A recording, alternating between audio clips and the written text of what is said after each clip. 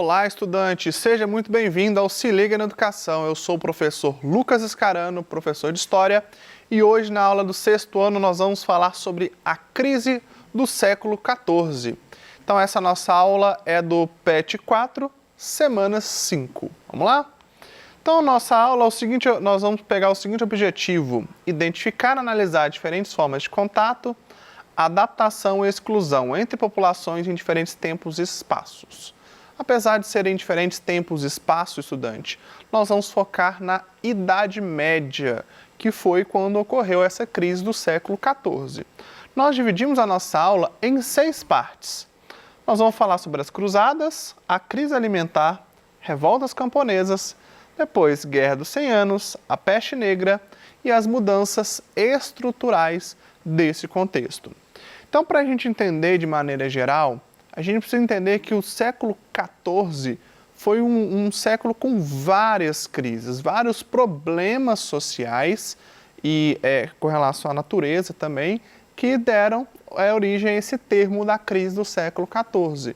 E a partir desse contexto é que a Europa passou a sair ali do período da Idade Média e passou a entrar na Idade Moderna. Então, o período de transição é um momento de corte na história do mundo. Então, a gente vai começar primeiro com as cruzadas. O que foram as cruzadas? Foram basicamente guerras santas, guerras sagradas. Qual o objetivo dessas guerras? O objetivo é ir até Jerusalém e reconquistar a cidade de Jerusalém. Mas, afinal de contas, quem iria reconquistar a cidade? Vamos entender que a cidade de Jerusalém ela é uma cidade sagrada para 3 grandes religiões: os judeus, os muçulmanos e os cristãos. Nesse contexto, no século XIV, até mesmo antes dele, no século XII, a região de Jerusalém tinha sido tomada pelos muçulmanos, já que ela também é uma região sagrada para eles. E aí, do século XII até o século XIV, ocorrem diversas excursões, diversos grupos católicos para lá para poder retomar a cidade, já que ela era importante também para os cristãos.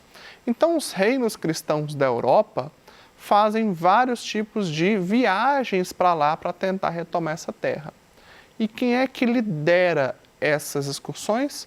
É o Papa, o líder da Igreja Católica. E aí ele chama os nobres católicos de vários reinos da Europa para ir até Jerusalém. Esse processo ocorreu em várias expedições. Foram, se não me engano, 12 expedições ao total que levaram até lá vários nobres e que esses nobres, muitos deles morreram em batalha. E aí, se eles morrem em batalha, essa nobreza ela acaba perdendo o poder. Então, uma das crises aí do século XIV vem exatamente desse fim, dessa diminuição da nobreza na Europa, ok? Então, esse foi um dos motivos.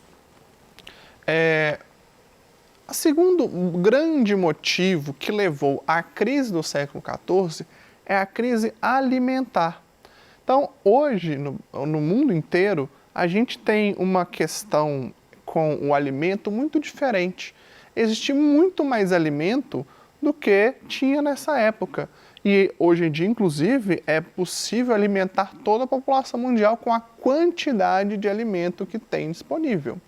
O grande problema é a distribuição desses alimentos. Então, não é uma questão de quantidade, sim de logística e de política principalmente. Já nesse contexto do século XIV, a questão alimentar estava ligada, sim, à quantidade e as famílias estavam muito mais propensas a ter problemas devido ao problema de clima, de falta de chuvas ou de excesso de chuvas, que é o caso que a gente vai ver aqui. Bom, essa crise alimentar, ela se dá devido a intensas chuvas durante aí cerca de 2 anos, 1516 a 1515, 1516, você tem vários, 1315 e 1316, perdão. Esses 2 anos aí foram cruciais porque durante eles tiveram períodos de muita chuva, e que dificultou a criação de soja, de trigo e de outros alimentos. Então os grãos eles não floresciam, né? Eles não davam tanto quanto em outros períodos. Então esses 2 anos, a quantidade de alimento ela diminuiu consideravelmente, porque o clima não ajudou. E aí, se não tinha tanto alimento, passou a gerar uma série de outros problemas na Europa. E aí os grãos então não germinavam, faltava alimentos para as pessoas e também para os animais. Se falta alimento para os animais vão acabar morrendo, gerando aí mais crise com relação ao alimento. E a falta de nutrientes no corpo, ela pode causar uma série de problemas. E aí o corpo vai se enfraquecer, vai ficar ainda mais suscetível a várias doenças, e aí essas doenças acabaram matando várias dessas pessoas. Então a crise alimentar na Europa, era bastante séria nesse período, porque muita gente acabou ficando muito doente devido a esse problema. Então as mortes devido à desnutrição aumentaram aí durante esses anos. Então o século XIV ele já começa, né, bem no início ali, com essa série de problemas. Outro grande problema que tinha na Idade Média, nesse contexto, a gente tem também um problema relacionado às revoltas camponesas. Os camponeses são aqueles que trabalham no campo.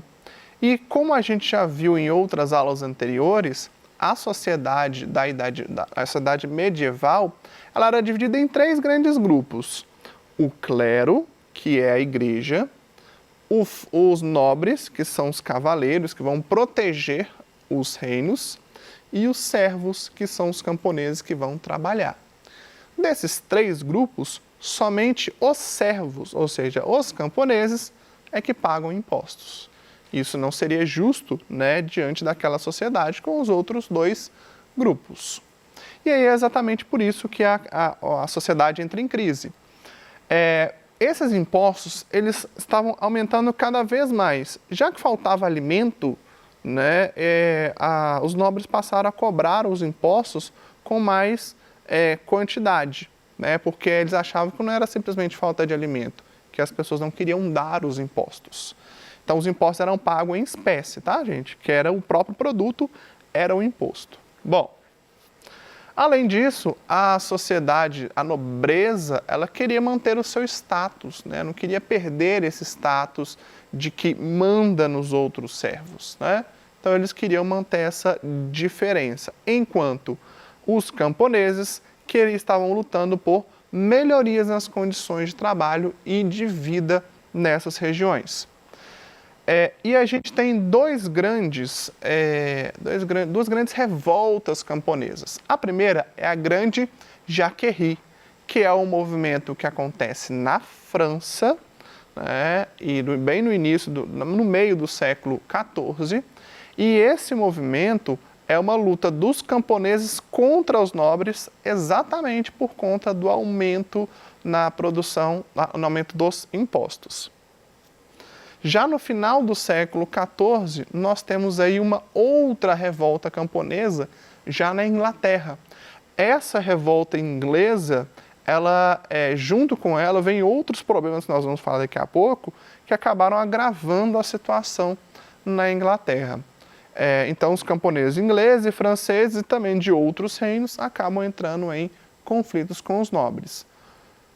Esses servos, né, esses camponeses, eles tiveram algumas melhorias, mas foram melhorias sutis. Não aumentou tanto o imposto, ou não aumentou o imposto. A condição de trabalho deu uma leve melhorada, né, mas a partir desse momento, né, dessas guerras, desses conflitos, os camponeses entendem que eles têm também direitos, ok? Gente, um parênteses aqui.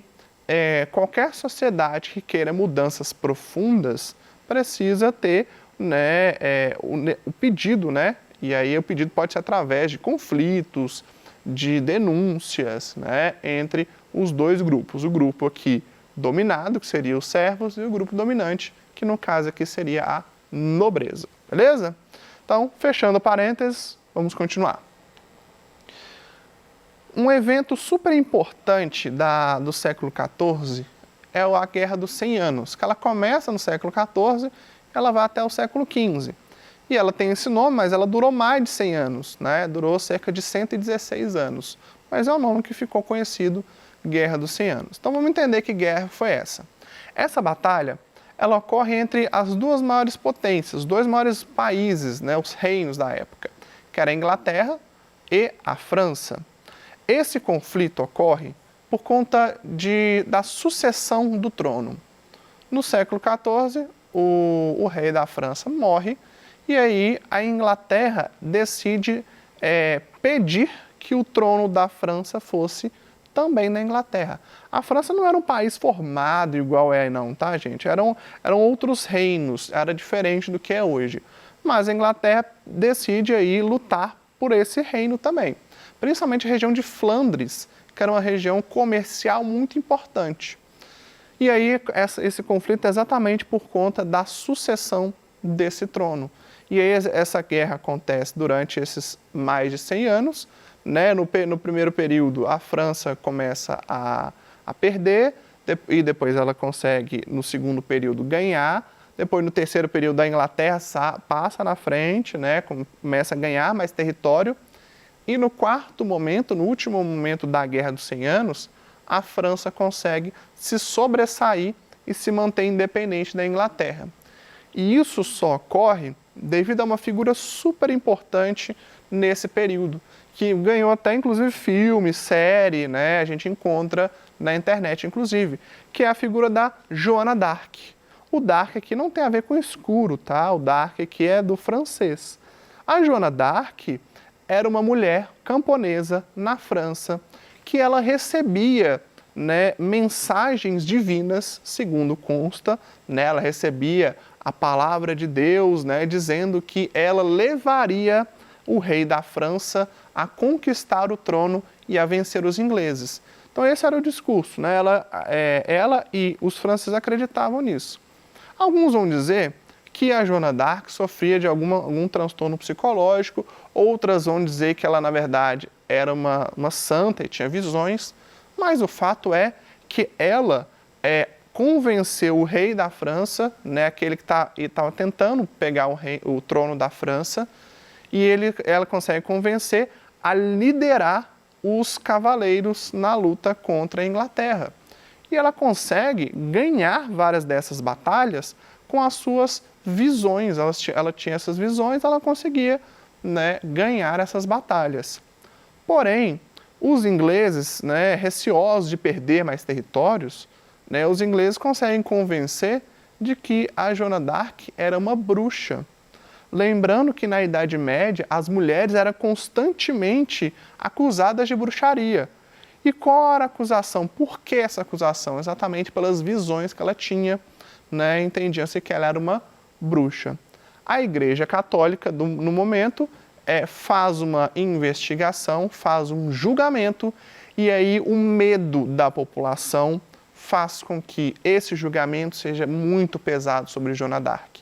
E Joana d'Arc acaba sendo condenada à fogueira.